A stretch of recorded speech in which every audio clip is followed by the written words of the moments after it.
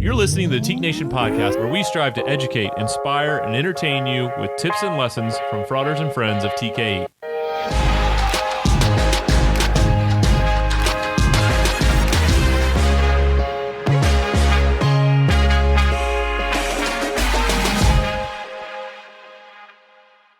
Welcome in, everyone, to the Teak Nation podcast. My name is Alex Swinson. I am alongside our Chief Executive Officer, Donnie Aldrich. Donnie, good morning. Good morning, Alex. How are you, sir? I'm doing well. I'm doing especially well because it is 2021 and it's a new year, which means it's a new podcast. So for those of you who have participated and listened to the Teak Nation podcast in the past, we're going to switch things up on you a little bit. Hopefully doesn't hurt your feelings too bad, but we're going to bring a little different life, a little different energy into what we're going to do with the podcast in 2021. And that's going to include really Donnie and myself bringing value to your podcast experience, hopefully by sharing a little bit about what's going on in Teak, sharing a little bit about what's going on in the world, what's going on in our lives from time to time, and spending some time with a Teak guest or maybe a non-Teak guest who can shed a little light on a different topic, bring a different perspective into the conversation. So I'm really excited to get this thing fired up and going. And it's going to be Donnie and I that bring you along for this ride. And we're going to look to have one of these out every week. So hopefully it's a situation where you can subscribe and tune in and be a part of this experience that we all have together. Yeah, Alex, I'm really excited in terms of we talk as we launch the podcast about our goal is to motivate and energize and also inspire, educate. I just think there's so many different areas we can go in our conversation. A lot of times people think, especially Teak Nation podcast, we're just going to talk about Teak. I think this really expands our opportunities. And like you said, get to bring in different guests, people who are alumni, but also bring in some collegiate members and talk about their experience. What are things going on the ground, things going on around the world, and really just look to get people excited to share this with their friends and family and grow our listenership and have some more interaction between our members and ourselves. And in the end, the goal is to make our members better and make our organization stronger. Yeah, and it also gives an opportunity for you all, the listeners, to bring ideas, bring thoughts. If you have ideas for guests that you'd like to hear from, that aren't Terry Bradshaw and Mark Benioff, those guys are a little difficult to get to. But if there are unique Teaks that you know of that are doing unique things, reach out and let us know, because that's what this podcast is for you all to have your voice and to be heard and to get other voices heard as well. Like I said, this podcast would not be nearly what we want it to be if it's just Donnie and myself talking for an hour and a half once a week. So we're going to look to bring in those other voices and bring in other people who can, frankly, talk about a lot of things more intelligently than we can. So with that, show today is the very first in this new format. We're going to walk you through a few different segments that we have planned. We do have a special guest planned at the end, but we're gonna bring you a little bit of the same format in every single podcast that we do. So we're gonna, as I said, we're gonna talk about some things going on in the world, what's going on current event wise. Donnie and I are both big sports guys, so we'll talk about sports in some form or fashion in just about every podcast, I would assume, except for like maybe that 1 week a year where there's no football, baseball, basketball, soccer, or hockey. We'll have to pivot elsewhere in that week. We're going to talk about Teak. There's no sense in avoiding that. So talk about what's going on in the fraternity, the different things that we have cooking as an organization. We're going to talk to our good friend Zach Scott every single week. A lot of you know Zach. He is our director of growth. Is that right, Donnie? Director of growth? He is the director of growth. His job is to help get this organization stronger, get more people fired up. The best part about bringing Zach in our Where in the World is Zach Scott segment, I will say Zach is going to be rather stagnant in the state of Florida early on in the Where in the World is Zach Scott, but he typically is traveling all around the country, engaging unbelievably energetic guy and someone who will get you fired up about the fraternity. Maybe the segment could just be called "Where is Zach zooming today?" And that would be what part of Tampa is Zach in? We've had some discussions about, getting a pub sub at Publix. I'm sure that he goes on a number of walks and hikes on random marshes in the greater Tampa area. So excited to find out where he is this morning. Yeah, I'm sure he'll be at home. So TBD. And then each week we will bring you a guest. As I said, our guest this week is our good friend Chef Brian Duffy. Chef Duffy is going to be joining us, and when we thought about who we wanted to kick this thing off with, he was a really natural choice because he has a really great story. And for those of you who have met Brian Duffy, you know that he's enthusiastic and full of energy and full of passion. For those of you who haven't met Brian, but have maybe seen him on Bar Rescue or seen him on the Food Network or on the Today Show, you get the same vibe on TV as you get in person. What we haven't really done with Brian, though, is brought him in and just asked him to tell his story about his career. The world of the professional chef, I think, is very cutthroat and very demanding and punishing at times. And Brian has managed to come through that world not only very successfully, but very humble and very forgiving and honest. And so we want to talk to him just about the principles that he stuck to throughout his career and what role he is an honorary member. He joined Teak, I believe, in 2017 at Conclave. So still new to the organization, but he's certainly given a ton of time and energy to Teak. So excited to have Brian in a little later on. With that, we will dive right in with our first segment, which is just called "What's New." So, Donnie, what is new? Well, I think the biggest thing that's new is something that's 122 years old, which is a fraternity. And so, how was your Founders Day? It was really nice to wake up and remember, the founders and all they sacrificed and all they gave. And then to also, when we can decide how much we want to get into it, be reminded of the work that we still have to do through some of the activity on social media yesterday. So it's an interesting contrast, but I did spend Founders Day with my family. I did not interact in person with any other Teaks on Founders Day, so shame on me. But it was a nice little Sunday. How was yours?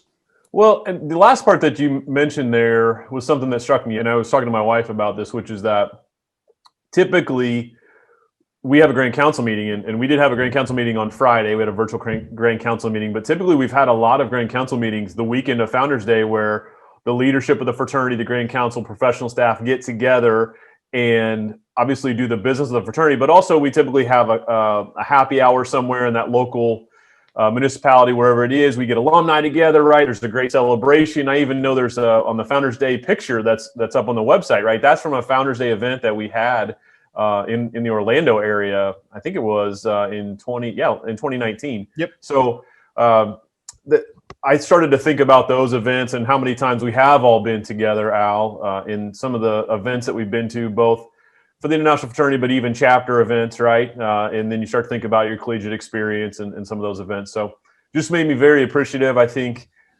something for folks who know us well, just how appreciative we are of the opportunity to serve the fraternity and really the people that we get to meet, the relationships you get to form. That's what I think about.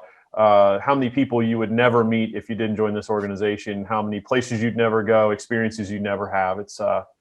It's something to really be grateful for. Yeah, and I want to give a ton of credit to Chris Niles, our Director of Alumni Engagement. He put together a really robust schedule. And once again, if you follow us on social media, if you keep an eye on Facebook, Twitter, Instagram, you've seen all the different things that we've had going on where we did our, I think it was Teak Thoughts Tuesday and asked everyone to share a little bit about their Teak experience. We did the happy hours on Wednesday where we had in total, I think more than 90 happy hours that have either taken place or are still scheduled to take place virtually across the country. But that's something that really would have been unheard of in person, where we always ask people to get together and have these happy hours and maybe 15, 20 alumni associations spend the time to put something together. To have 90 of those is incredible. And then we did Throwback Thursday. We did some Fraternity for Life virtual ceremonies last night. So really, we use the opportunity that we have where everything's still virtual. We're all still at home to build an entire week of Founders Day that we have not done before, which I think is really cool and something that we can build on in the future. Well, and as we transition, when the pandemic finally does lift, right, whenever that day luckily comes, there's aspects of adjustments and evolution that we've made as an organization that have to continue forward. One, in my opinion, is this Zoom tool for alumni interactions, because whether it's chapters engaging with their alumni, I know a number of them have had happy hours. The things that we saw on Founders Day, I know, again, talking about Chris Niles, he's talked about creating an alumni association, how in the past, right, he would try to get a small group of people together. He would then possibly travel to that city, state, and engage with some of those folks and try to build it. He can now do that through this Zoom tool. Yes, we still want to have the in-person interactions as much as we can. That's never going to change. We're a social being, right? It says in some of our founding documents, but this is a tool that can help to organize us and really create a lot of touch points for us to still engage, especially for people that don't live anywhere near each other. So as we talk about some of those relationships and bonds in growing the organization, that's the cool thing. We can still engage with people all across the country, even when the pandemic lifts, amidst what will become an even crazier schedule between work and kids and other obligations. And I think, you mentioned a little bit some of the social media interaction and the work that we have to do. I think it's continuing to grow the aspect of we have an international fraternity and that thought process. We really, when we come into the fraternity, I know for you and I and most people, you really get taught about your chapter and those two letters, or if you're lucky enough to be part of a single letter chapter, that one letter, epsilon, chi, whatever it is, theta. And so you focus on that, and it's really all about that. And we get taught really, it's about us and our chapter, and the fraternity takes more of a back seat. And that's just, it's so different than the way we're taught as citizens of this country, for instance, right? We're both proud to be from Indiana and live in Indiana, but you're taught to be proud to be an American. And that's where really you think about, right, is I'm an American and part of this country. As TKEs, many times, we're really about the chapter, and it's all about the chapter versus I'm part of this international fraternity. And it's unfortunate because of all the rich experiences, again, that we've been able to have. And that's sometimes I wish I could transplant, the experiences I've had into someone instantly so they could see it and then start to grasp just how many opportunities are out there in relationships in this immense organization. Yeah, and I think, too, people underestimate at times the impact that they can have on the international fraternity. You talked about just thinking about your local chapter, the problems that you have, the challenges that you face, the successes that you have, and the fact that there are other groups out there facing the same exact things. We saw yesterday where we had some individuals who said, my chapter struggles with this, or my chapter doesn't do this well. And other people saying, hey man, like, we have the same issues and this is how we work through it. It's not headquarters' fault necessarily that this is a problem. Although when I say we, I mean the offices of the Grand Chapter, we have a responsibility to help our chapters work through those issues, certainly. And yes, there have been failures on our part in the past as well, but there are a lot of resources outside of that TKE bubble that so many people live in that they don't think about because they haven't been exposed to it through an RLC or Leadership Academy. And I'm hopeful that more and more people, as we stay connected like this virtually, are able to see that and take advantage of that. And we'll talk about it a little later when we get into the TKE Corner. But that's a big part of what we want to accomplish with the RLCs this year is connect people more so than teach people or lecture or instruct. Just connect guys from different chapters, connect alumni from different parts of the country and allow them to share their experiences and share their challenges and how they've worked through them together. When you talked about resources, I think that's our role, right? There's a dual responsibility between our members, our groups, and the things that they're doing, and the international headquarters. And our job is to provide resources and be there as coaches and continue to be on the cutting edge of things that we're putting out there for our members to take advantage of. the part that we have to do a better job of, and also ask our members to be more attuned, as you talked about, is utilizing the resources and knowing them, because you and I have been part of a lot of those conversations, especially with focus groups or collegiate advisory committee, some of those, and we ask them, what do you want? What do you want to see? What would you like the headquarters to do? And many times, and I'm talking more like 60, 70% of the time, the things that they are requesting and asking for, we already have created. They already exist. They don't know about them. And so some of that is them seeking that out. Seek and ye shall find. And also, again, us using the megaphones and the different mediums such as this to talk about those things, not trying to beat our chest and say, look at all that we've done for you, but here are the things we want to help, right? And we want to put you in the best position possible and get you to reach your potential, achieve your dreams, your goals. Here are things to help make that happen. Shifting gears, we did have 4 NFL games this weekend, all of which were pretty disgusting on the eyes. So that was a touch disappointing in the divisional round, but it's Monday morning. We just wrapped up last night with the Saints and the Bucks. Had Browns and Chiefs yesterday during the day, and then of course the Ravens and the Bills and the Packers and the Rams on Saturday. Snap judgments on what happened from the NFL this weekend. Yeah, I thought Frater Rodgers, right? He really that Packers offense looked really, really good. I was surprised that I thought the Rams would give them a better game. Also, I expected a lot more offense in that Ravens-Bills game. I was very surprised that it turned right. It was 3-3 at the half, I believe. And then obviously Lamar Jackson goes out and Buffalo runs away with that one a little bit. I thought you talked about hard on the eyes. I actually thought the Kansas City-Cleveland game was a pretty good game. I think it was going to be a runaway until Mahomes left with concussion symptoms. But Cleveland made a little run back in there. Obviously, the play where he's reaching for the end zone, right, the ball gets knocked out, and Cleveland has a touchback, or Kansas City has a touchback there. I'm interested in your thoughts there. Do you think that's a rule that should be changed? Because there's a lot of talk right now about it.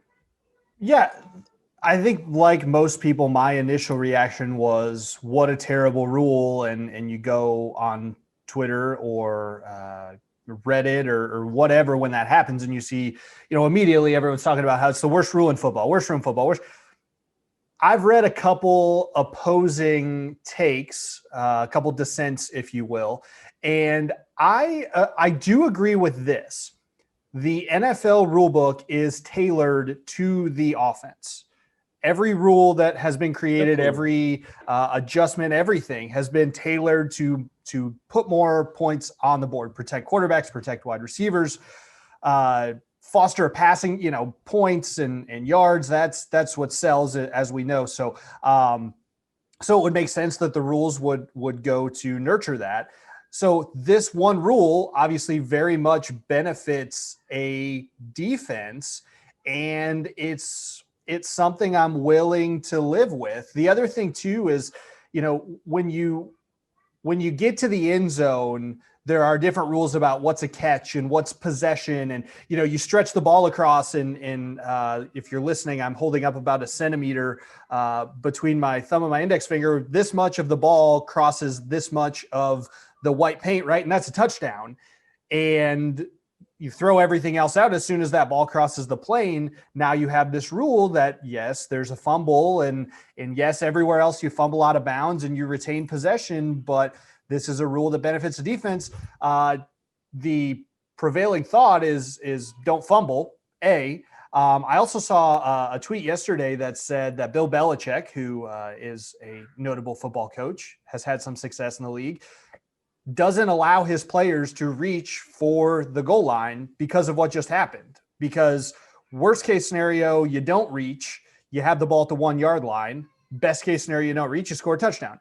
Best case scenario, you do reach, you score a touchdown. Worst case scenario, you give up possession, you put 0 points on the board, and the other team has the ball. So it's one of those things that, is a reactive play, and I get you trying to score, but you also have to be a little smarter than that. Higgins didn't really ever catch his balance. His body was out of whack. He was just, if you go back and watch, he kind of stumbled toward the goal line. So not only is he reaching the ball out, but he also doesn't have his control of his body. And it was the hit itself should have been penalized. There's no debating that either. His crown of the helmet into the helmet of the offensive player. But I can live with the rule.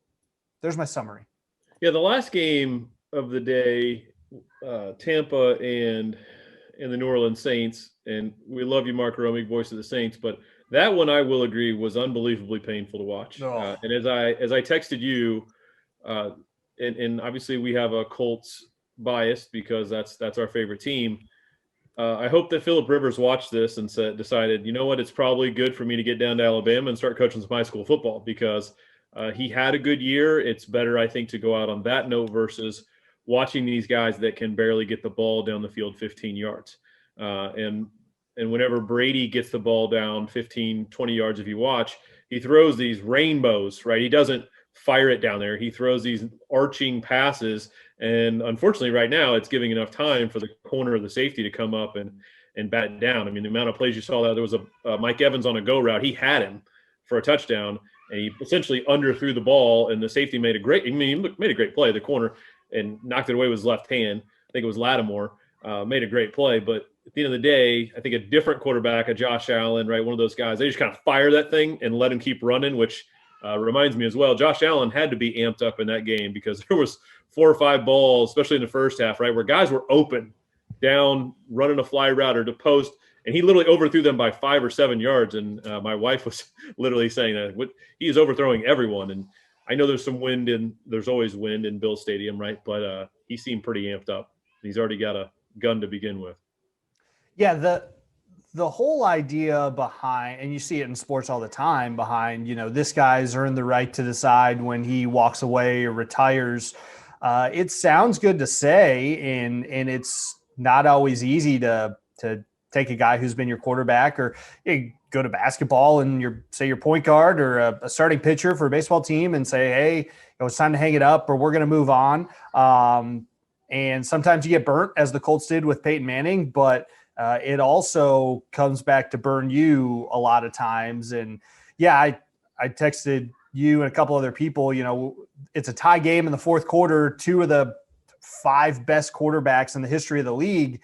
And I'm just bored out of my mind. Like, it was just, I can't believe that there were 50 points scored in that game. So yeah, that was rough. I mean, the Bucs whooped up on the Packers earlier this year, obviously, and that'll be a game to watch. And we know Tom Brady can play in the cold, but watching him play yesterday in the Superdome with no wind and no weather, and the velocity was getting on his balls, and you put a little pressure at his feet and start scrambling. I have a really hard time seeing the Bucs win that game, but that's why it's not played on this podcast.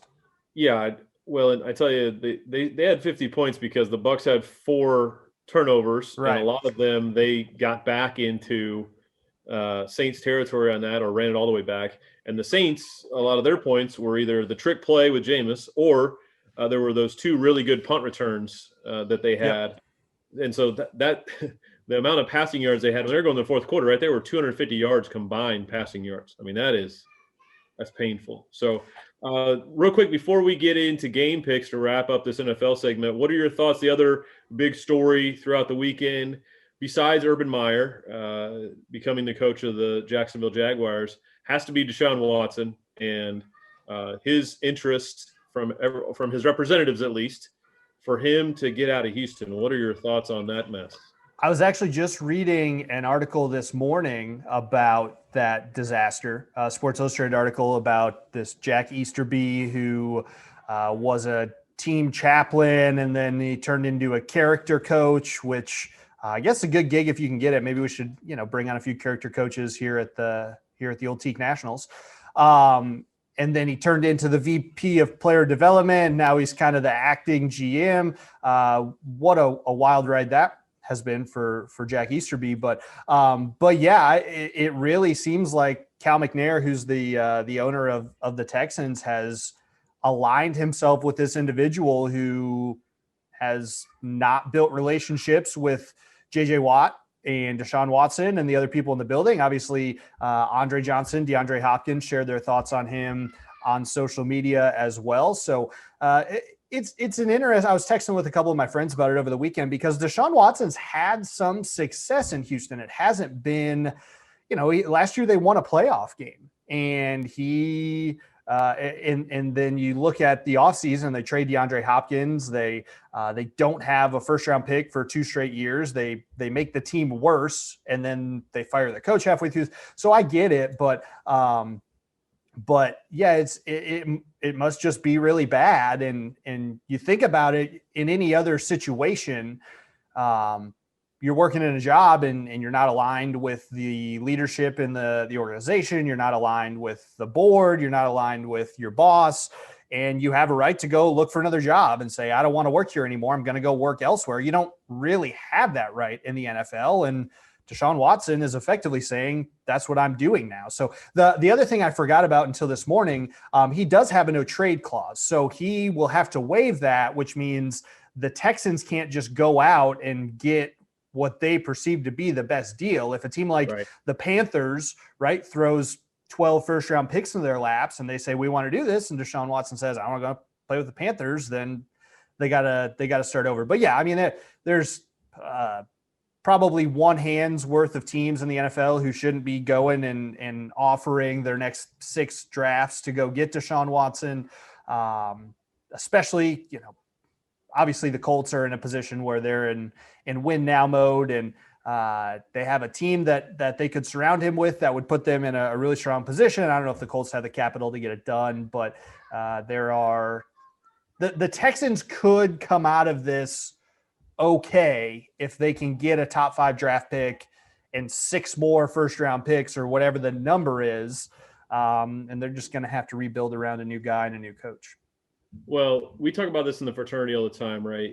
This is where leadership matters, and having people who are sharp in leadership roles, but also people who build relationships, to your point, because it's a travesty what they have done between Deshaun Watson, DeAndre Hopkins, J.J. Watt, right? I mean, they had talent and the ability to really build something strong over the last few years. And frankly, even with luck and all the success the Colts have had, the Texans had won, I think, 4 or 5 years, won the division.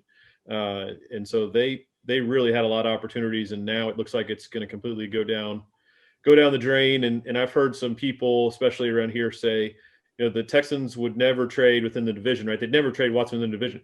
For any other NFL team, I 1,000% agree. The Texans seem to be so dysfunctional in the way that they make decisions that I could see it if you gave them the right package. But I don't know. I'd read it as well that it's one of the least desirable head coaching opening, right? Who wants to go in there now and be a part of that? There's always people who are looking to get one of those 32 spots in the NFL, but it's going to be a lot of work and a lot of trust that has to be built. And I've come around on the idea when it comes to sports franchises that more than anything, the team owner dictates the success or the failure of the franchise. You can hire. So it's another good example. It's why I'm not, as a Colts fan, I'm not super concerned about the Jags with Trevor Lawrence, because I don't think that their owner, Shad Khan, is a good football owner. And if you have an owner who continually makes bad decisions, Trevor Lawrence may be the greatest NFL quarterback in NFL history, but you still need the right coaching staff. I don't know if that's Urban Meyer. We'll find out. You still need the right GM. You still need the right player personnel guys who are out there making draft picks and signing free agents.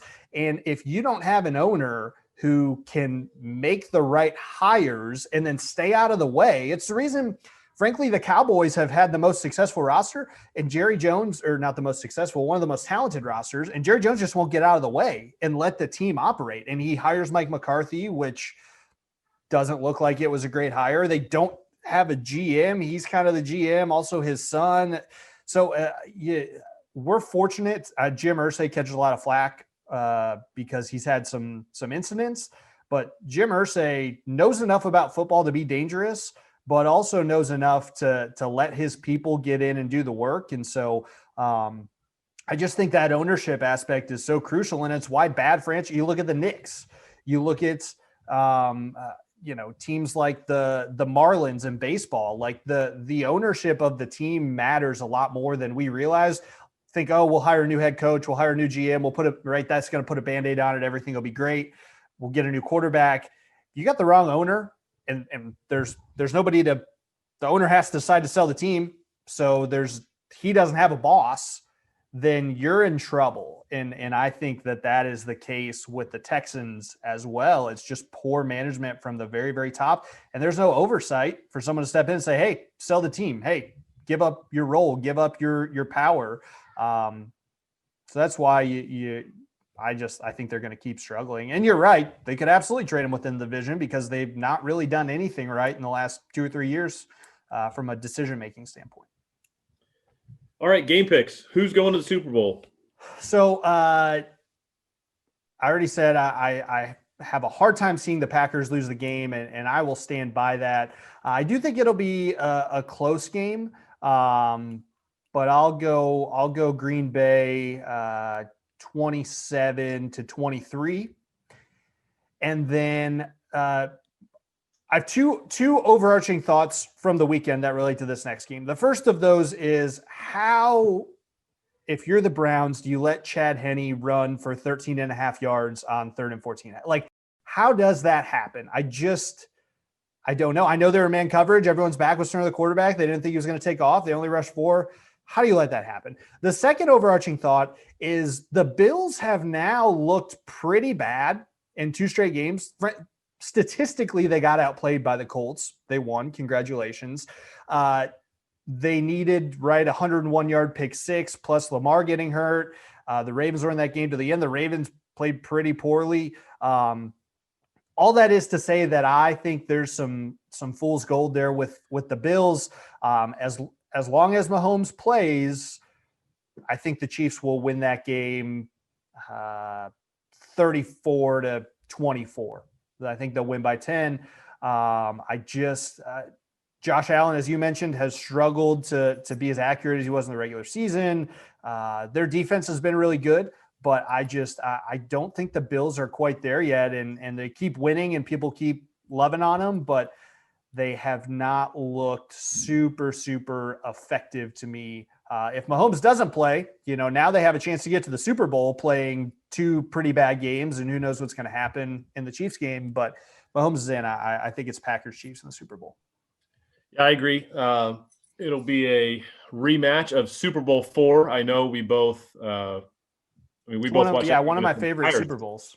Yeah, we both watched it in entirety when Kansas City won Super Bowl 4. So I think that you're going to 31-24 is my prediction for the Packers over the Bucs. And if Mahomes is right, which from what it seemed on social media and some of the replies that he had to folks of I'm all good, I actually think that game could get a little sideways. And I know that was my prediction with Alabama, right? That they won big. I think the same thing could happen here. Kansas City was really on a roll to start that game, coming off a bye. And I think they're going to keep getting some rhythm, and they could run that thing up. And especially if Allen starts forcing the ball, I think that you're looking 38-24, a couple, maybe a little late score by Buffalo to get it a little closer, but I could see Kansas City running them out of the building, and should be an amazing Super Bowl if we got Mahomes and Rodgers. I mean, if the Bills do not make it to the Super Bowl, either way, you're going to have 2 quarterbacks who are going for multiple Lombardis. Either it's going to be Mahomes going for his second ring, Rodgers going for his second ring, or you're going to have Brady going for number 7. So it's going to be an awesome Super Bowl. Yep. I'm already looking forward to it. To me, the Packers and the Chiefs are the 2 best teams in their conferences. They have been all year. So that's the Super Bowl that we deserve. And hopefully it's the Super Bowl. Depending on your allegiances, from my perspective at this point, with no more dogs in the fight, hopefully it's a Super Bowl we get. All right, quickly, let's keep moving here. Let's go into college. We've got the national championship, the Alabama Crimson Tide against the Ohio State Buckeyes. What do you think, Al? It's just I don't think it's logical to pick against Alabama. I know Ohio State played well against Clemson. I don't know how you can look at those 2 teams and say that Ohio State's going to win. They very well could, but I also think a lot of the reason they beat Clemson is because of their game plan and their preparation. And I don't think that Nick Saban is going to allow Alabama to make the same mistakes that Clemson made that allowed Ohio State to win that football game.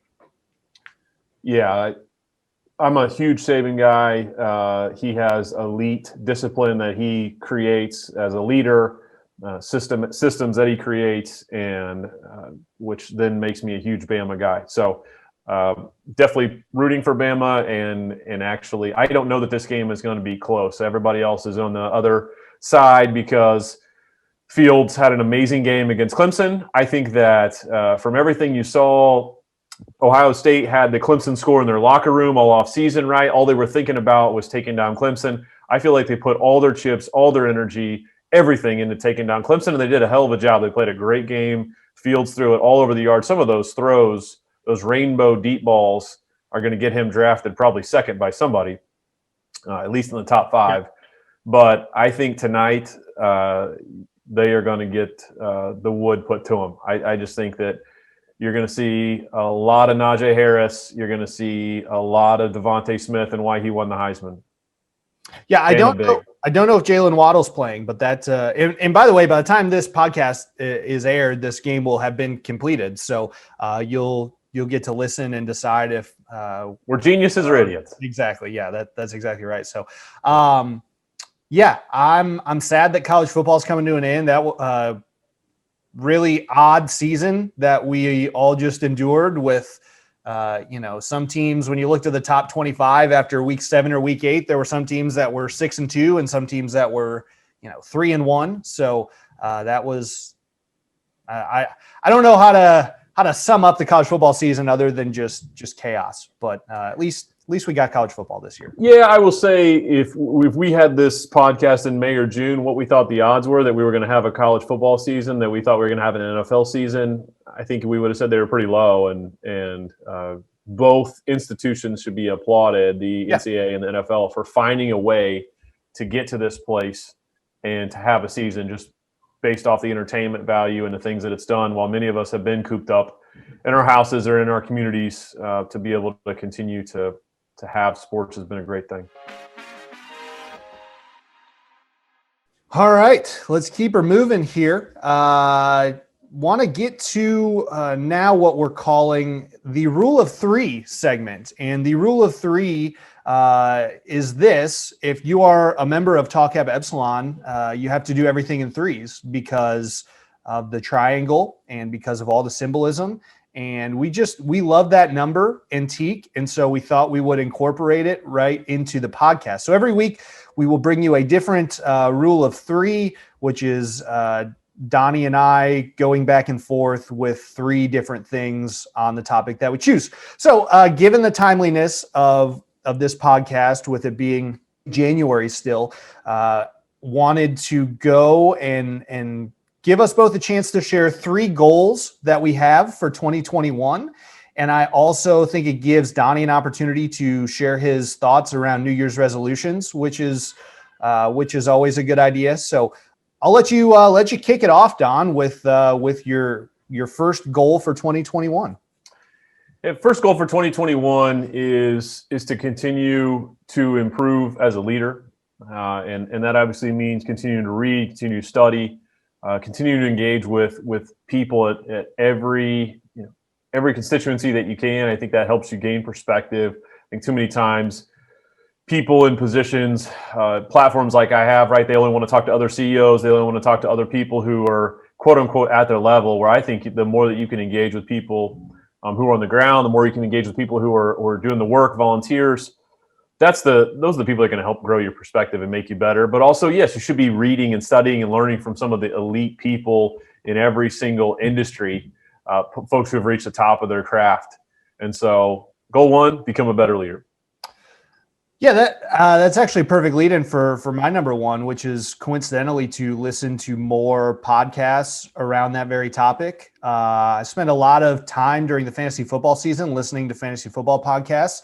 That time's wide open now. So whether it's in the car or going for a little jog, pulling up some really good leadership content just around mindset and habits and work ethic. And there's unlimited sources out there for leadership development, some better than others, as we know, just because somebody's successful in life doesn't necessarily mean they're qualified to give their thoughts on leadership. But, my goal is to find the right ones, the right voices to listen to, and to do that a little more often than I did in 2020.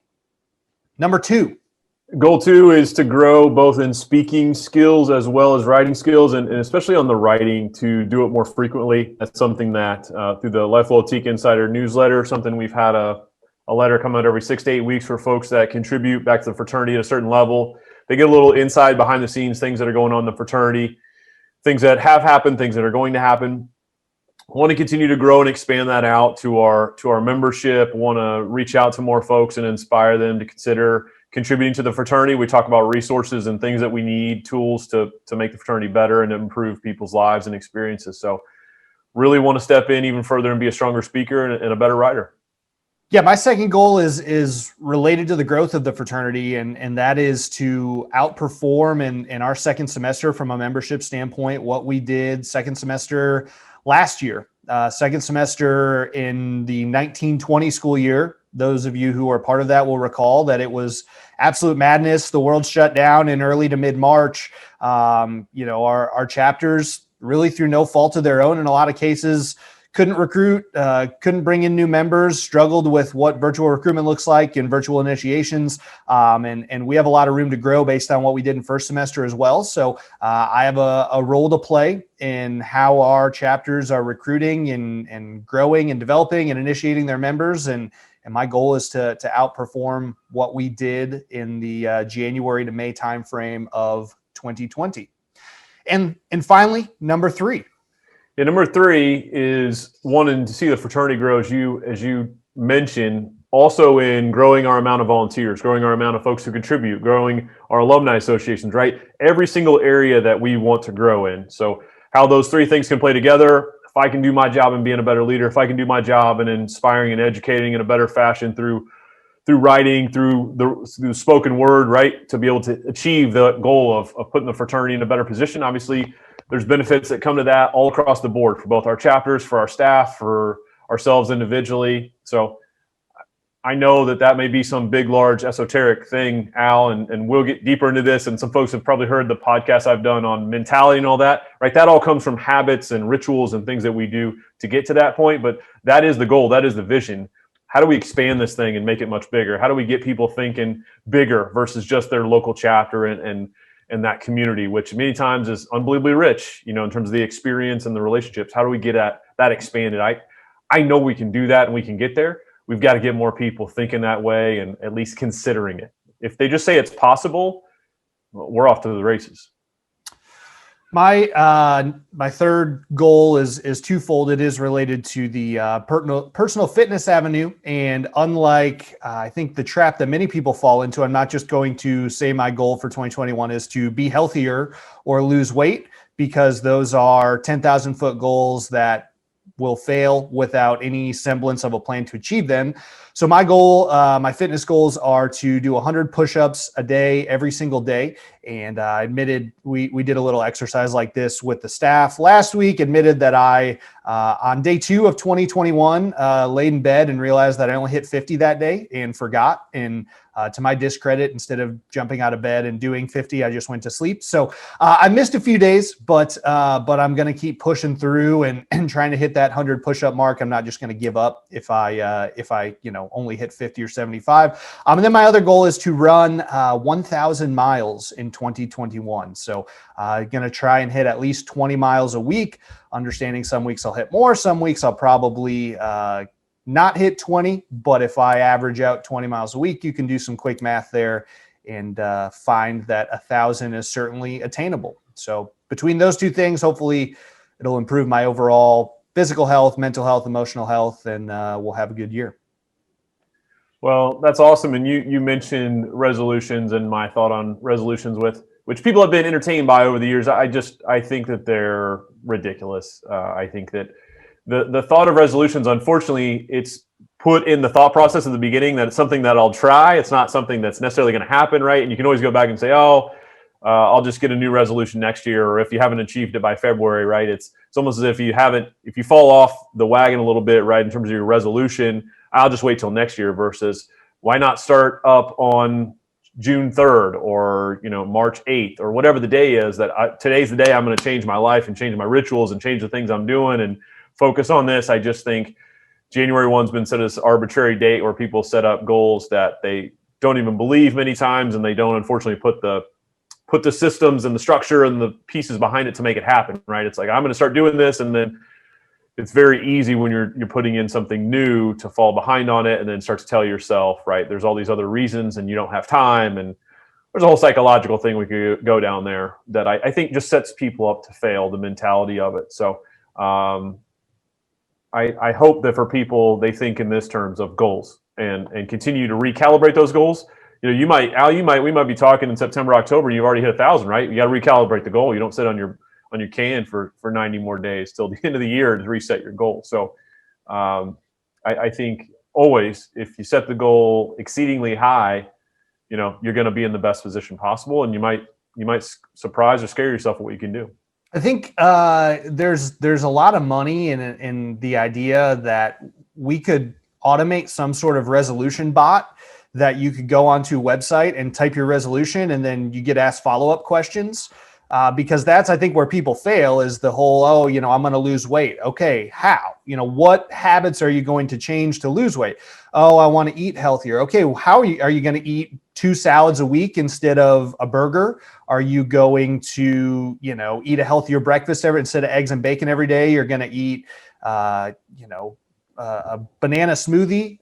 Those are the questions that need to be asked. You could eat, I said 1,000 miles a year, 20 miles a week. You could even push me and break that. Okay, how are you going to hit 20 miles a week? Are you going to do 3 miles every single day? Are you going to do 2 big runs? Are you going to go out on a Tuesday morning and run 20 miles every single, you have to continue to break things down. So I think it's all about the follow-up. And if you are someone who's trying to lose weight or trying to eat healthier, trying to become a better leader, whatever that resolution is for you, ask yourself those follow-up questions and push. If no one else is going to push yourself to build a plan and change habits that are going to allow you to hit those goals. Yeah, I think times too, people put themselves on unrealistic expectations, right? That I've not been eating the way I want to, and then come this date, right on January 1st, I'm going to completely shift it. If you want to find what's a meal every 2 days, right? Or a meal, 2 meals in every 3 days, whatever that is, that you want to eat healthier and work your way toward it and work your way towards those better habits versus, I'm all of a sudden going to just shift. That's very, very difficult for anyone to do. So what are steps you can take and that climb, that journey towards where you're trying to go? Yep. All right, that was our very first Rule of 3 segment. Excited to see what we cook up next week because as we sit here today, I have no idea. So it'll be a fun exercise to figure out what Donnie and I want to talk about next Monday. Couple more things here before we get into our guests. Just one more thing, actually, and that is our Teak Corner. So we promised we would talk about Teak. We did already a little bit with Founders Day, but Donnie, from your standpoint as the CEO, what are you focused on organizationally, and where should our members' minds be as it relates to the fraternity for the next week? Really around RLC. RLCs are coming up. Get registered. There is no additional costs to be registered in terms of going to RLC. We'll say this: there is an expectation that you have either paid your collegiate fees or that you're on a payment plan. And the thought process there is we're not charging an additional fee to go to the RLC as we typically do. We're holding a hotel and all the costs that go with the event. We're essentially saying you're investing in the fraternity as a paid member of the organization. We want to give you this resource without additional costs. So we do ask that you are paid up on a payment plan, but that educational experience, we know for so many people can in some ways be life-changing, life-altering, but also it just really, really gets that perspective. You're going to have an opportunity to engage with different folks from within the fraternity in terms of other chapters, some of your peer-to-peers learning, but you're also going to get a chance. We're going to have special guests. We're going to have professionals from Fired Up. We've got all sorts of alumni who've been extremely successful in their life who want to come and share a little bit of why they've been successful. And the piece in there is what are nuggets and things that you can take? I think a lot of times people go into a session, they think the person's just going to, for 45 minutes outright, they're going to give them nothing but gold. The truth is, no matter who the speaker is, there's parts that you're going to take and you're going to dispel, and there's things you're going to take and you're going to run with. And so that's why you got to stay engaged the whole time. We ask people to take notes, but anytime we have an educational event, I get fired up, especially because that's going to make you better. It's going to make us better. There's always something to be learned there. So I'm excited about RLC and that going into recruitment. We've really got to crush it this second semester. A lot of campuses have deferred. Studies showed 21.8% less students who graduated high school moved on to college this year. So we have less students out there. Obviously, it's a unique environment, but to me, it's also a tremendous opportunity. Folks are looking for that social interaction, that engagement, and people, no doubt, want to get better. So what are we doing to help make people's lives better? How are we creating experiences that bring in, cultivate, and excite people to want to be part of the greatest fraternity on the planet? Yeah, and I think it's important to note that these RLCs were really created as a direct result of everything that we've heard in first semester, and even going back to second semester last year. I already talked about the challenges that second semester of 1920 brought on, and how some of that spill. I think there were things that we adjusted and did better in the first semester of this school year because of the experience that everyone went through in the spring of 2020. But it wasn't perfect. And so as we crafted these programs and came up with the workshops and the content, it was all in direct response to the questions that our members asked, to the challenges that they faced, to the problems as our staff went out and had virtual meetings and check-ins and conversations with officers. The things that came up time and time again, those are the issues that we are attacking with the RLCs. It's the RLC in general, a normal RLC, we try and touch on 20 different topics with breakouts and workshops and all that. This is really how the heck do we move forward in this COVID era? And then how do we move forward once we're out of it? So it's going to be unlike any RLC experience that anyone's had, because A, it's virtual, obviously. B, it's broken up into 3 different days as opposed to just come to a hotel for a weekend and spend 36 hours and then you're done. But then also, I think the content is going to really speak directly to what's going on in chapters and in universities right now. And then the other thing that I would draw attention to is our Fired Up recruitment training certification, the program that Fired Up has put together for us, where you can go and become a certified Fired Up recruiter. That is available on our website, on Fired Up's website. There's information out there. If you are seeking it, please reach out if you don't know where to find it. But I know our staff members have done a really good job putting them in the group me's, putting them again on Facebook, Twitter, Instagram, and that's an opportunity once again to get ahead of the recruitment game. So if you are an undergraduate member and you haven't done the Fired Up certification, it's 2 hours of your life that's going to put you in position to make a very long-term impact on your chapter or colony from a growth standpoint. And that investment, it's a $0 investment on your part. It's a 2-hour investment. And I think the return on that investment will far exceed almost anything that we do as a fraternity, in my opinion. Outside of maybe Leadership Academy and RLCs, investing 2 hours of your time to maybe get another 4, 5, 10 guys in your chapter, that's a no-brainer for me. Well, and the key on all these events and happenings that are going on is to come in with the mindset of being resourceful, right? Come in a resourceful state. It's really arrogant for any of us to come in and think that we have it worse than every single other person and every single other group going on out there, right? Everybody is dealing with challenges. Those challenges have different levels to them and also different barriers to them. But coming into this with the mindset of, I want to find a solution, right, for our group to grow. I want to find a solution around the restrictions that the university has. I want to find solutions in how we can be more resourceful and getting more alumni engaged, or growing our financial resources, or growing our membership, or right, whatever that is. We want to have more brotherhood events once the pandemic lifts. Okay, starting to build out what that looks like. There's all sorts of goals and dreams and things that we want to attain, but got to go into the mindset not of all the challenges that are there, even though they're still there. We're not trying to completely wash them away, but how can I be resourceful in finding solutions? If you have that mindset walking in, I think you're going to be surprised the amount of people who want to give you thoughts, push you, drive you, and challenge you to ways that you can make those things become a reality. We will shift gears now and bring in our good friend, Zachary Scott. Zach, as I mentioned earlier, is the Director of Growth, and we're just going to ask him every week to come in and share a little bit about what he has going on, what chapters he's working with, what part of the country he's in, Tampa, and maybe a restaurant or a brewery recommendation while he's at it. So we will welcome in Zach right now.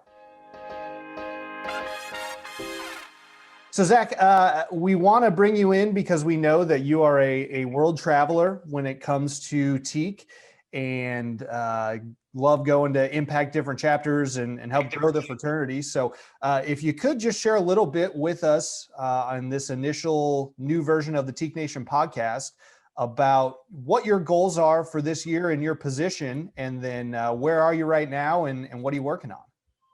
Yeah, currently in the world, I'm in Brandon, Florida. It's just outside of Tampa where I grew up. And my goals for the year are to try and help the groups that didn't necessarily take maybe some of the advice that we had given, didn't know exactly how to input the advice that was given, and some that just kind of got dealt a pretty crappy hand, to be honest. So grabbing those groups that brought in 0 to maybe 4 or 5 guys in the spring or in the fall time, and finding ways to either double up the numbers that they got, try and salvage what we can. And then for some of these other groups that normally are very high recruiting deferred campuses, get them back to where they normally would be, 15, 20, 25 guys. Some of those schools like the Wash U's, the Loyolas, working with whatever their latest updates on their campus are, and finding ways to pull out some success, especially as things are starting to change, I think, for the better, just around the world. When do you think you're going to get out of Tampa, Florida? When is there a light at the end of the tunnel for your travel schedule? You know, I have my self-review coming up with my supervisor, so that'll be a pretty good question to squeak in there, I guess. And maybe the next time we catch up, I'll have an update. But yeah, we'll see. I actually was talking to good old Frater Kimball, who's a fan of the podcast, of course, and maybe come out to help SLU and Wash U if they can get back to being on their campus and being able to recruit at Wash U. Because we've got some big things coming out of St. Louis University, and those guys have been really busting their ass, building up a names list. So that's the one that I've got on the horizon, but it'll all come down to the approval from Brett and of course Frater Donnie, who's on the podcast as well. Can't forget that. So Zach, what are 1 or 2 quick tips that you would give? You've been talking about throughout the fall and the pandemic, the way that we recruit virtually, especially some of our alumni that are listening to the podcast, volunteers, right? What are a couple tips you have to engage with folks or get them to consider to deliver in this challenging time? Yeah, I think the biggest one, and we've spent a lot of time as a team talking about this, is the accountability. Find ways to utilize the people around you to hold yourself and hold your members accountable. Talk about the volunteer teams, using the staff person that is your like go-to contact, or whatever you see the emails right now. Obviously, if you're in the fraternity, you probably are getting an email from Chris Niles. Even utilizing that relationship, finding ways to tap in, but especially those volunteers that are right there, your chapter advisors, your BOA members, the recent graduates. Use those people to set that accountability. Hey, I need you to make sure that we get this done, right? I need to have XYZ submitted by next Friday, and build that accountability for yourself, right? If you're a Preakness, if you're a recruitment chairman, and have that bleed into your own leadership style, right? For the other exec members and the other chapter members below you, in a sense, if you're managing that recruitment effort. I would say maybe another piece is contact and talk to as many people as you can. That's one that we are constantly pushing, is build relationships. And that comes from either sending out DMs. It comes from utilizing contact lists that your IFC or university puts together for you. Join organizations and clubs. This last year has been the best time. If you've been looking and holding out on joining another organization, another club, this has been your moment. And I would say even into this next semester, but you need to join things. You need to find new people. You need to stop being scared of sending DMs or random texts or picking up the phone and calling people on your contact list. And make sure that when you're organizing these lists, right, have a main database where you can put them all together, build that thing over 100, 200, 300, because it all comes down to 10 to 20% of those people if you're doing it right. Beautiful. Well, we appreciate the advice, appreciate the check-in. Hopefully you can, leave your parents' basement at some point in the next 6 months, even if it is just to go to St. Louis and hang out with Frater Kimball. Congratulations on the win on Saturday. Good win for the Bucks. Tough loss for your Raptors last night. So trying to keep everything in balance. A lot of losses for the Tampa Bay Raptors. That's all right. They'll get there. Maybe that shift down south, they're still trying to acclimate to the weather. It's pretty tough. All right. Well, we appreciate it, Zach. We will check in with you next week. And if you need anything from Zach, feel free to reach out to him, zscott@tka.org. We'll talk to you soon, my friend. Thanks, Awesome. Zach. Have a great one.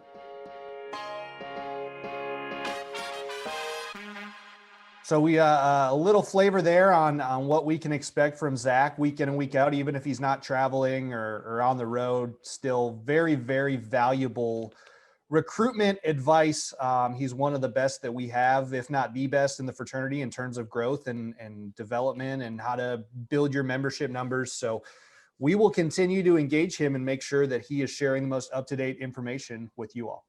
Yeah, I feel like he didn't come too high or too hard as I expected he would. So he's just he's loosening people up in this Where is Zach Scott segment. Dip your toe in the water. Just, get a sense for the temp and then decide if you want to jump in or take the stairs.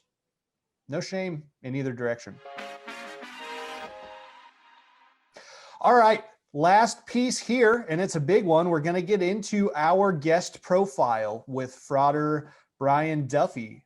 Chef Duffy is again a friend of the fraternity, someone who has come to conclaves, RLCs, and really done a lot in his short time as a part of Tau Kappa Epsilon. So excited to bring him in and talk to him.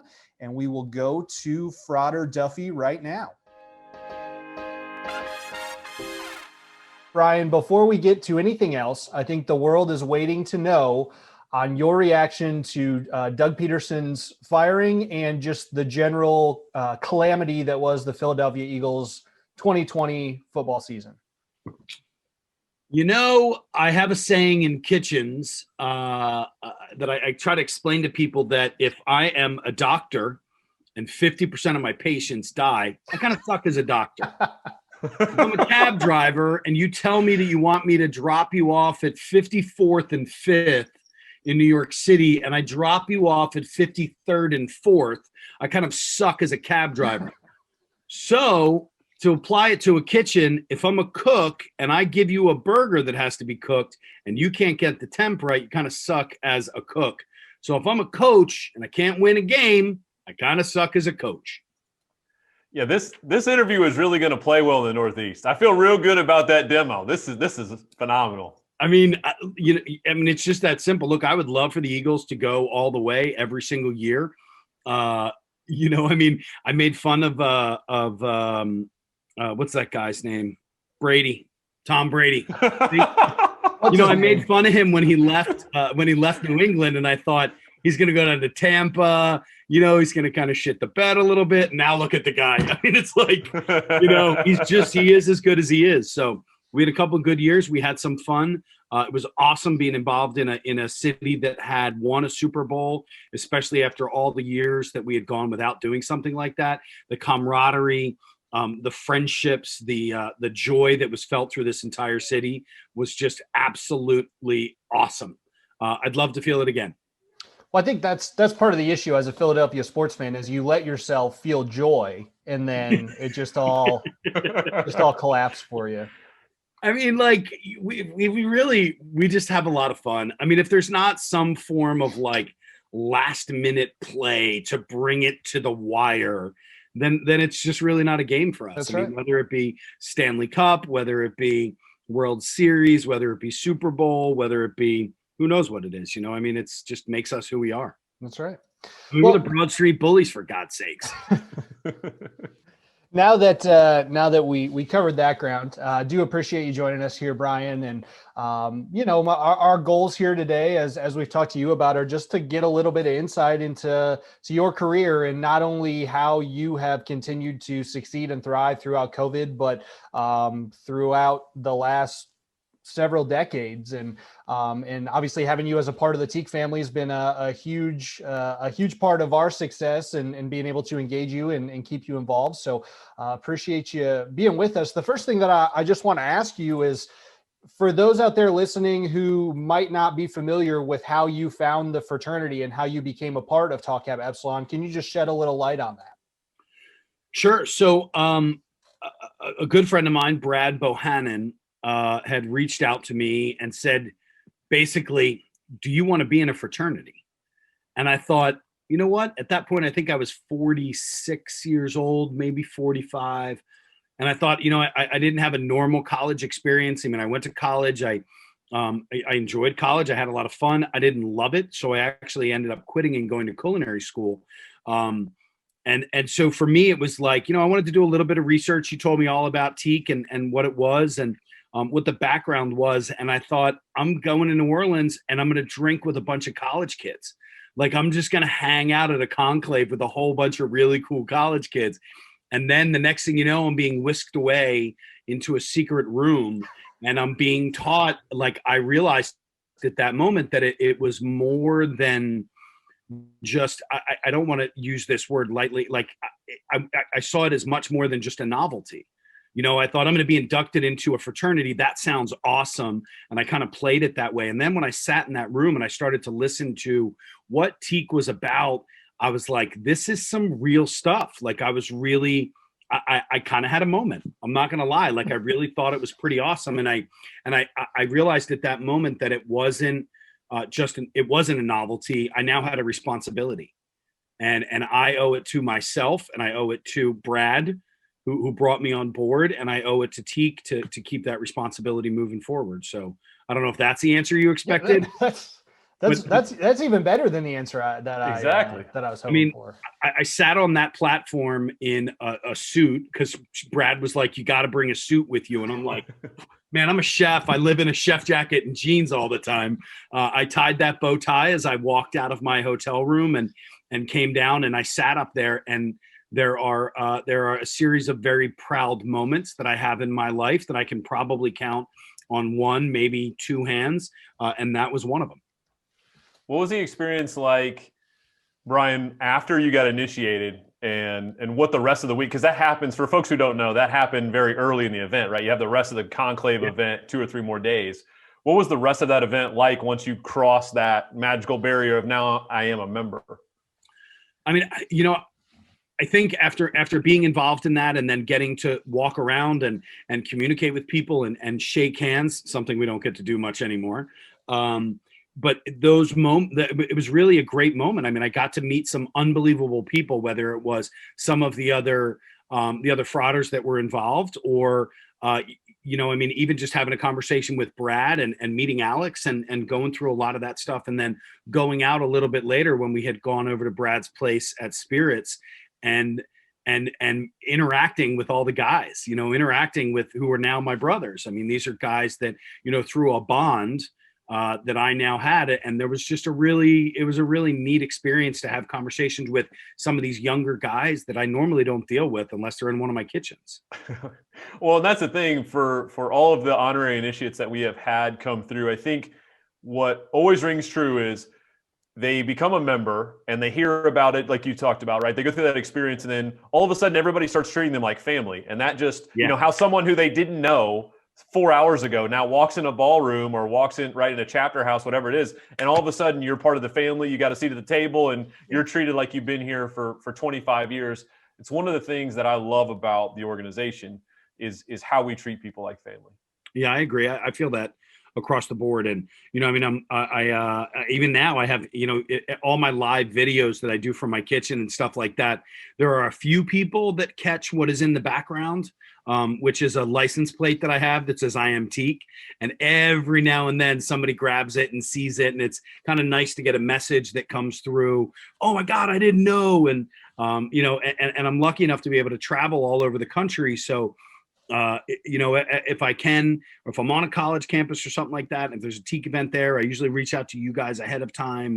I really try to stay as involved as I can in this really, really weird world that I live in of constant travel and work and all that stuff. So it's a neat experience for me. Still is to this day. And it was, I guess, 4 years ago now. 4? I don't know where my 27. I think 2017, right? Yeah. So yeah, I have my I've just cleaned off my walls, but I have my my certificate. Initiation certificate. Yeah. Good deal. That's. And that's I wear my pin. I wear my pin. Oh yeah. All the time. Oh yeah. It's in my little Dob kit, and every time I've got to get dressed up, it's on there. And I've actually stopped before and been like, "Hold on, I got to go back upstairs." I got to go grab it. So it's kind of funny. There's a comforting feeling of that. So. And so many people join the fraternity and don't feel that way, even whether they joined in college or whether they joined. There's Brian's holding up his Teak guide there. If you're listening, right on my desk, right next to a little light reading on a Tuesday afternoon. Maybe you could find your way into the Teak guide someday, Brian. I would love to. But back to the earlier point is the connection you feel to the fraternity. It's because you've taken the time to put in to the fraternity and get to know people. It wasn't just something that you did once and wow, right. Yeah, sure. A couple days in New Orleans. Great. Got to hang out with my friend Brad. You do reach out and ask if we have chapters on certain campuses, or you're going to be in a city, or you continue to be a part of our podcasts and our videos. And so it's a good lesson in the whole experience is you do get out of it what you put into it. And if you're committed to building relationships and building that affinity for Teak, it'll pay you back pretty quickly, right? I agree. I absolutely do. Even little stuff like support that I've had from you guys on whether it be, a show that I'm airing or, you guys are always saying, hey, look, we're doing a building, the leadership building that you guys do. Can you be involved? Can you make it down here for a day? Can you do this? And I try. I right. love the one that we did in Atlanta and the fact that I got to stand up and speak in front of everybody. And then I sat into some of the other forums. Who's the gentleman who's the general or the Whittington? Come on. Whittington. Yeah. How could you not walk away from meeting a man like that and not feel something, whether it be of pride of what you're involved in or pride of what you've done in your life or pride of things that you're going to do in your future? Those are things that I talk about and I take away from it. To stand up there and have a bunch of guys ask me questions or me to talk about what it is that I've done in my life is a really, really neat thing. And then to have somebody who listens to that and then is able to come up and have an educated conversation with you about it or try to incorporate what I've done in my life in a way that they can try to be successful is a huge accomplishment for me. Well, and that's a great lead in to our next question, which is you're in a highly competitive field, right? In the culinary field. And obviously, I'd say probably, 6, 8, 10 years ago, and you can probably educate us even more so when a lot of these cooking competition shows and these types of, right, really took off. Yeah. But I'm guessing there are thousands upon thousands of chefs that want to be on some of these shows. Can you talk about the culinary field? You mentioned, in college you decided this wasn't for me and went into the culinary field. What spurred that? But also just your journey into becoming what you have become and the work that you've done to get there, because I think a lot of folks think, you can become an overnight success, and I'm sure there's a lot of work that's gotten into being at this point in your life. People ask me all the time, like, what was it like? When did you make that decision, and how did you get to the point where you are? And it is, it was a lot of work. I graduated. I took a little bit of a different path because I've always been kind of a leader, and I've always been one to, once I set my mind to something, I'm going to work my butt off to get to the highest level that I can. It has nothing to do with for anybody else. It's strictly for me. So when I went into culinary school, they were starting a softball team. And they kept saying, hey, you got to come and play softball with us. And I was like, I work 2 jobs for free. I go to school full time, and I bounce at a bar from 10 o'clock until 4 in the morning, making $8 an hour. I don't have time to play softball. But when you guys are done, you're more than welcome to come to the bar where I'm working and come in and have beers, you know? And I knew that when those people were never going to, they were never going to be competition to me. You know, it was just something, and I kept thinking to myself, okay, there's another rung on my ladder that I have to do to get to where I have to go. I made a decision that I was going to go as far south as I possibly could at that point, and I graduated culinary school in December 6th, and I was in Key Largo on December 9th. So like I knew what I wanted to do. I got down there. I worked as a sous chef after working at at the Four Seasons in Philadelphia, a very highly respected traditional French classic kitchen. And everything after that was kind of strategic in what I did. I was the chef at a bunch of places. It was something that I kept pushing myself to do. I wanted to be the best at what it was that I did. And then it kind of took a little bit of a twist and started to put me on TV, which then gave me a whole nother platform where I could use what I love the most about what I do, which is the education of it. I mean, I love being an educator. My father has had three master's degrees and a doctorate. You know, my mother is highly educated as a nurse. My sister taught autistic kids, and it was like education has always been a part in our family. So for me to be able to share the knowledge that I have is a great thing. Somebody once said to me, to keep what you have, you got to give it away. And if you think about that a little bit deeper, you know, for me to keep the knowledge and all the information that I have, I've got to share it. I want to give it out to people all the time. And that forces me to go even further with my education. One of the, along those same lines, one of the things that's always struck me about you is that you at least come across to me as very humble and very level-headed and kind. And I know that there's a stigma at times on the industry. I know not every chef is Gordon Ramsay, but it, you know, there are more. He's not the only one, right? As far as I know. And so, how have you kind of have you had some of those moments? And then, how have you elevated yourself to stay humble and to push forward in a field where a lot of the, you know, it seems like ego and you know, self-preservation seems to be really highly seen attributes amongst that industry. So I always talk about the fact that no matter how long I've been in the business, I will always have my first 10 years. And my first 10 years I take now as a learning tool, really. I was not a nice person. You know, I mean, I really just was not a nice person. I graduated from school. I left the Four Seasons where at the Four Seasons, I had a chef who walked in and shook my hand and thanked me for being there every day. And then I left there and I went to work at a restaurant in Florida where I worked with a guy who threw potatoes at servers. You know, and I thought, well, wait a second here. Was I misled? Is this not the way that things are supposed to go? No, I never threw potatoes at servers, but I threw words, you know, and I was always kind of a loud guy. I realized, you know, many years into it, after almost leaving the industry, that I needed to let go a little bit, and I needed to let people make mistakes.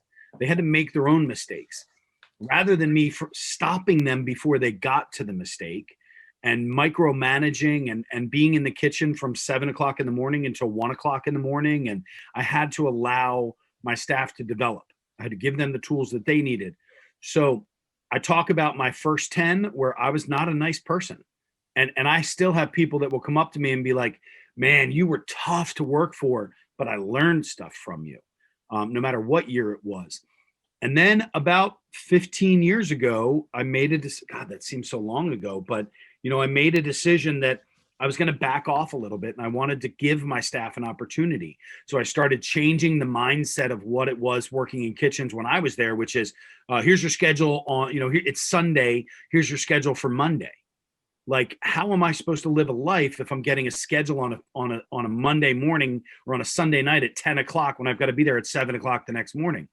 So I started to rearrange the way that I did little things. I started really to try to take care of my staff. Nobody ever closed. If I had a guy who worked on Friday night, he didn't close on a Saturday night. I try to get my schedules out 2 weeks in advance so that my staff could live their lives. They could schedule and plan around things. It's not a 9 to 5 job. It's not a Monday through Friday 9 to 5 where you're going to be, and you're going to meet your buddies at the bar at 5:30 on a Friday. It's not the way that it works. So I started to change that. I started to really give my staff the opportunity to empower themselves with creating items. We used to run contests, and that really just changed everything. It changed my persona in the kitchen. It changed negativity that I had. It changed me taking work home with me. It really just made for a much lighter and more enjoyable kitchen. And then they put me on bar rescue, and I started yelling, screaming at people again. And I think that's the biggest misconception when I walk into restaurants. I just went into a client's restaurant this weekend in Kansas, and I walked in, and you can automatically see everybody. They're all kind of standing there, and they're not sure what's going to happen. And I immediately just show up with a joke, or a sarcastic way. Oh, I guess we decided not to clean today. How about that one? I try to lighten the mood a little bit, because I think that people have that chef world of what they think we are. And then you put me on TV where I did that for a long time, and they're pretty shocked when I walk in and they can learn something. In your journey, Brian, I can only imagine there have to be people, as a man who's come from Philadelphia, right, and humble beginnings, there have to be people you have met in this journey where you say, wow, right? Like you go to bed that night, wow, I met XYZ person. Have there been those instances? Can you name any of those folks and some of those memories of you met somebody and it just, I have become someone, right? Or I've never thought I'd get a chance to interact with this person. It's weird. I'm not like a celebrity guy. I don't get, because there's something about being in a kitchen where you're kind of equal in certain parts, especially when it comes into that chef world. Right. So like now when I walk into a kitchen, if there's 10 chefs in there, those 10 chefs and I are all speaking that same language. So I never really got involved in that. Now, if I saw like Jennifer Aniston, I might freak out a little bit. I've always loved her. I'm not going to lie. I'm a little speechless. Some of the greatest people that I've met that have made a huge impact on me are very dear friends of mine now. A guy named Panini Pete. I know that's a weird name, but he owns a bunch of panini shops down in Alabama. His name's Pete Blom. He is somebody who inspires me. Just the way that he runs his operation and the way he is with his family and the camaraderie and that relationship that I feel with him. And some of my other buddies, TV guys as well, like Nick Liberato from Bar Rescue and Restaurants on the Edge, and Chad Rosenthal. I try to surround myself with people who empower other people and who make other people feel good, and never look down on them. I've met some great celebrity chefs out there, but they're kind of assholes. Well, and I think, the message there, especially for some of our younger guys who are just finding their way in life or they're still in colleges, the people you surround yourself with, right? They hear us talk about that at times, right? At our leadership events, or we come and visit their campus and talk about that. But it really is an aspect of life. Who do you surround yourself with? Because that's who you're going to become, what for better or worse. Yeah. I mean, there was a period of time where, I tried to, I sought out some higher powers, I think, in the industry, just as I wonder what it's like or something like that. And I really just wasn't that interested in them. I do a lot of events, but it's kind of fun to be the guy who's in the kitchen. I'd rather be the guy who's in the kitchen at 1:00 in the afternoon for an 8:00 demonstration than be the guy who's there at 7:45 for an 8:00 demonstration and getting angry because everything's not set up. So I try to work in kitchens. I try to work with people. I'm not the best at replying on social media to people, but I really do try very hard to reply to all the questions, because I tell people, ask me a question if you have something. And I learn what the general public wants to know, and I try to give them my information. So, we as leaders, and that's who we are. I mean, we're trying to be great men here. We've got to give away the information that we have. It's not about ego. It's about really sharing it with other people, and it changes your life that way. You can have a lot of people following you and grabbing at your coattails or at your heels. But there's something to be said about that same group of people that will actually lift you up and put you onto a different level. And you did that through being nice and educating. I know one of the things that we talked about a little bit when we talked, I think back in March or April, whenever that was, and we did the cooking for yourself during COVID, that I think at the time we thought would be maybe 2 or 3 months. And here we are, we could do a whole new version of that. Yeah. But you mentioned that you, at that point, your restaurant was serving first responders, and you had kept the operations going. You were doing a lot of carry out. And to the broader point there, COVID hit the service industry, I mean, harder than, I mean, service and hospitality are the two that just got absolutely filleted by the pandemic. And I know for you and for a lot of restaurant owners out there, it was all adversity. And so when you think about, you know, how you bounced back from that, or how you took the lemons and made the lemonade, or maybe another professional challenge that you've had throughout your career, you know, what has been your principle when you hit that adversity and you need to bounce back, or you need to look on the bright side, even when it doesn't really feel like things are looking too good for you? How have you responded to that adversity throughout your time as a professional chef? Wow, that's a good question. For me, I didn't have an option. That was number one. You know, I flew home on March 17th from Fort Myers, Florida, which I spend every St. Patrick's Day down there. And I flew home, and we didn't know what was going on. You know, this was, you know, we had heard some weird rumblings through February, you know, January, a little bit of a conversation about this weird thing that was going on. But March 14, 13, 14, 15, 16, like, people were scared. And I remembered flying home, and I texted my staff and I said, "Hey guys, I'll be back later this afternoon. Are you guys all okay?" And one of the responses to me was, "Just hurry up and get back here." And I got back into the restaurant, and I said to everybody who worked there, "What do you want to do? What do you guys want to do?" And they all said, "We want to stay open." Two of them did not. My daughter, who was 16 at the time, my ex-wife's husband works in a hospital. So Fiona was like, I don't know what to do, you know. But we got into it, and within 7 days, our sales had exploded. You know, I mean, we really just doubled in the first couple of days, and it was a big thing. Like, okay, we need to get ready for this.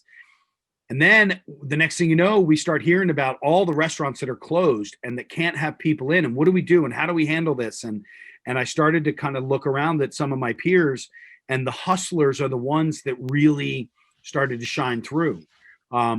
We then realized at that point, and that there were a whole bunch of people out there who didn't have an income. You know, I mean, working in a restaurant is not doing it for financial freedom, boys and girls. I'll let you know that right off the bat. Okay. Very few and very far between are the millionaires that are rolling around serving or cooking in the restaurants. So at that point, I decided we were going to do something called staff meal. Which staff meal, for anybody who works in the industry, knows that it's that time when everybody gets together as a unit. We're all one group. The cooks cook the food for you. We all sit down at a table. We have a conversation, and it's a really nice time before it gets super crazy in the restaurant. So we started a thing called staff meal. At first, we were just giving them away to anybody who came in with a pay stub that showed us they were laid off. It ended up being into hospital workers as well. We started feeding hospital workers, and then I got a phone call one day that said, "I heard you guys are giving meals away to hospitality and first responders and stuff. Can I buy some?" So we created a link online that was called Staff Meal. You clicked on it. It was a $10 meal, but that meal fed 3 people. So we didn't make any money off of Staff Meal. To me, it was an opportunity just to cover the cost for what we had. There were a couple times where one of my purveyors donated 2 cases of chicken. You know, so we made sure that we put some chicken in there or something like that. And then it turned into, we started to have corporate sponsorship where people would call up and say, "I have $500 to spend to feed a hospital." And then we would take a Post-it note or 30 of them off of the wall, and they would feed 25 or 50 people, whatever it was. And then we would add in an additional 30 meals or something like that. Like, it was, I just felt like it was the only thing that I could do. You know, and as restaurant workers, as hospitality, we are always thinking of ways that we can serve. It's just what we do. It's ingrained in our being. We work New Year's Eve, Mother's Day, Father's Day, birthdays, Christmas, Thanksgiving, because we're serving. That's what we do. So we had to give something back, and that to me was the only way that I could do it. That's incredible. Yeah, I mean, No other word than that. I had not heard that story from you, and I knew a little bit about what the restaurant was doing, but I hadn't heard it from start to finish. So appreciate you sharing that and shining some light on the good things that you and the rest of your staff accomplished throughout the pandemic. Thanks. We had a lot of fun. It was we kind of got tired of not seeing people. We ended up doing a whole thing called My Way or the Highway, which is a $5 hamburger that I served. I put a grill in the middle of the street on a Saturday afternoon, literally in the middle of the street on the yellow lines. And I just started grilling burgers out there, $5 a piece. The first week we sold 25, and every week after that we sold 100. And it was an opportunity for community to get out of the house, come and sit outside. It was March, April, May, June, July. Like everybody wanted to get out and nobody knew what to do. So everybody got to my place. They sat in their cars. They sat in their trunks, sat on the hood. They walked down the streets with burgers. They sat at our socially distanced tables, which could you imagine having a group put together and not using the word socially distanced right now? So we have to make sure we say that. But I'm a community guy, man. I like having people around me. I like having people around me. So when you think about people, humanity, right, Brian, and obviously being in kitchens and restaurants your entire life, what are some of the lessons? And I know you've shared a number of them so far in speaking with us, but what are some of the lessons you've learned just about humanity, about people, just being around it every single day? I mean, look, being in a kitchen, man, you have every single walk of life. Everything from a kid who's going to college and working on his doctorate to, a woman who's a single mom at home with 2 kids and just trying to make ends meet to, people that really want to work in the industry. And so for me, one of the big things that I learned is that we all have something going on, and what might be super important to me that day is probably not super important to somebody else, but we've got to take care of each other. Being in this industry is a big family. People take care of each other, and for me, that was one of the first things is that there's a diverse group of people that are out there in this world.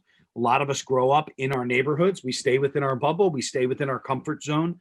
I think being in a kitchen and travel for me is the greatest book that I've ever read. I couldn't imagine not traveling. I couldn't imagine not meeting different cooks or chefs every single day. And the other thing that I've really learned is that there's nothing wrong with asking a question. I think people see a question as a sign of weakness, whereas for me, a question is a sign of empowerment. I want to know all about you. Tell me everything.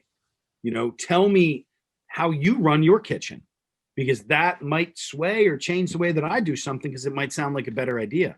So Absolutely. If you're out there and you're in that workforce and you're doing it, ask questions across the board. And if you're working for somebody who is not willing to give you answers or help for you to grow, then you're in the wrong place. Yeah, run. Yeah, run. Get out. Yeah. Well, Brian, appreciate the insight and answering some of these questions. And I know we talked about this when we talked last week and at the beginning today, but for all the time that we've spent together virtually or in person at the RLCs or a conclave, we've never really had a conversation about your beginnings and how you found the fraternity and your career. So the opportunity to do so is really appreciated. I would be remiss if I did not ask for the man who always seems to have 17 irons in the fire. If you have anything coming up here soon that you wanted to share with the group. So nothing that I can name publicly. Oh, okay. I see. But I'm looking at 3 properties right now. One in upstate New York one in Long Island, 2 in the Philadelphia area. And then I have a startup that goes live with my brothers in March. And I have my podcast is coming back out in the next couple of weeks. And I'm still doing consulting. I just took on 2 new clients, which I haven't done in a long time. I really was focusing on my own stuff, and I want to help some other people right now. With whatever we can to help them to be successful during this time. So, yeah, that's kind of what I'm doing. Very cool. And traveling. Travel, yeah. Well, best we can. Yeah, well, I mean, I've traveled. Yeah, during a lot of this, I mean, I got to spend some time out in Montana. I did some mountain biking out there. I did a bunch of hiking through Wyoming, and I'm heading back out to Montana in a little while. I'm going back out to Washington. I just got back from Kansas. So, Nice. yeah, I've spent a lot of time getting tested.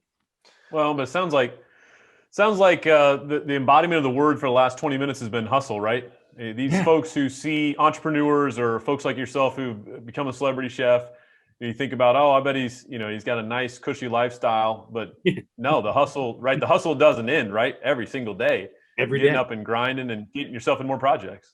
Yeah, every single day. I mean, it's always something. I just got off the phone with a lobster guy who wants to do some stuff with me, and this morning I had a conversation with a meat company. I mean, it's kind of never ending. And for me, it's not just opportunities, whether it be to get a paycheck, but it's opportunities for education, because I'm constantly trying to see what is going on. What do people want? What are they eating? What are they looking for? And, I mean, I always say the day you stop learning is the day you die. So, yeah. Love it. Well, can't thank you enough for taking the time and finding the time to chat today. A lot of fun. Talk about the beard. What's that? We didn't even get a chance to talk. Oh, that was pre-recording. Yeah, exactly. Duffy's gonna be in a beard podcast that's coming out here soon. Should I just drop that and walk away, or you could drop it and walk away? We're good.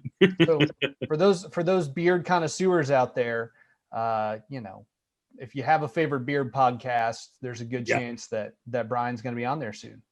Yeah, exactly. I now own a beard flat iron, so I'm fully committed to this. That is full send, as the students these days say, I believe. Full send. There you go. All right, man. Well, I appreciate it. We'll talk soon. And as always, let us know if you need anything from TKE Quarters. Thanks, Brian. I will. Thank you guys very much for having me on, and take care, guys. Bye-bye. Yes, sir. Appreciate you.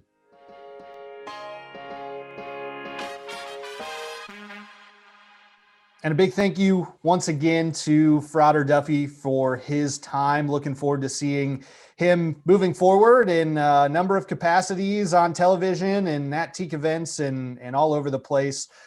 Check him out on Instagram, on Twitter, on Facebook, very active there as well. So always fun to have him as a part of this show, and hopefully won't be the last time. Maybe he can be our first recurring guest down the road, something to maybe build toward. Hey, I know people would enjoy hearing some of his cooking tips on the regular. So excited. I give you my cooking tips if you really. Right. I understand that you have this ongoing duel with Frater Duffy, and you in some ways want to live the life of Frater Duffy. But yes, I would love to have him on regularly to continue to give us some tips, and for amateur chefs like myself, and even for professional chefs like yourself. Well, I would counter back that I do already have a job, so I'm not interested in that life that Duffy's leading. But maybe when I retire, maybe that'll be a nice little pet project for me.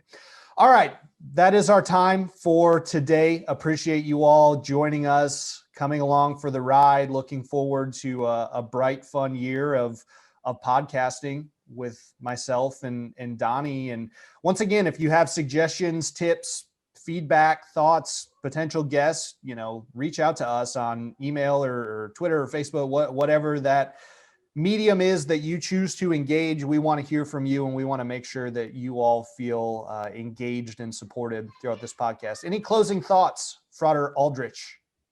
Excited about where it can go. You talked about it. We need your engagement. Let us know. Show topics. What you like, what you don't like. If there's segments you want us to consider, segments you want us to improve, we're open to it, and we're humble enough to know that we got to continue to evolve this thing and make it even better for all of you. But excited for you to enjoy the podcast. Please share it with others, broadcast it out, and engage with us on our social media channels. Smash that like button. All right. Thank you all. We'll talk to you next week.